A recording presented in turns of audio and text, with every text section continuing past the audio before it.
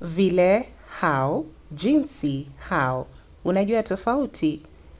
Vile works in the Kenyan context, especially away from the coast, to mean how.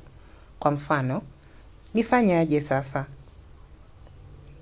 Fanya vile nimesema tu. Vile nimesema works for the Kenyan context, away from the coast, friendly, informal. Jinsi nilivosema, very formal, very coastal in the Kenyan context. Haya, jibu hili swali. Utafanya hii kazi aje? Weka jibu lako kwenye comments.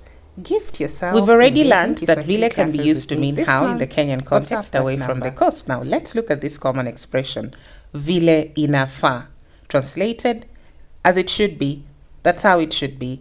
Vile means how, and kufaa is the verb to be suitable, out of which we get inafaa.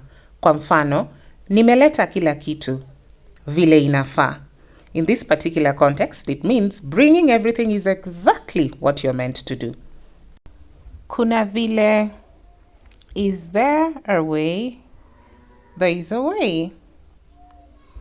Kama hujapenda kitu, utasema, kuna vile unaweza kubadilisha.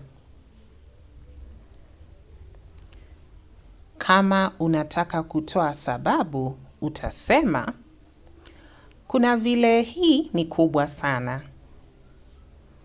Haya, na kama muuzaji ameleta nguo ya rangi nyeusi na unataka nyeupe, utamwambia nini? Weka jibu lako kwenye comment. Na vile, and the way, and yet. Listen to this story. Jana nilikuwa na somo la kufundisha, lakini mwanafunzi wangu hakuingia darasani. Na vile nilikuwa nimejitayarisha jamani.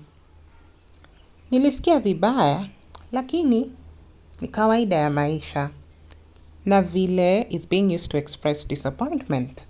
Haya, umeelewana na rafiki yako mkutane mjini, halafu baada ya kumgoja, anakupigia simu anakuambia hataweza kufika. Express disappointment using na vile. Weka jibu lako kwenye comments.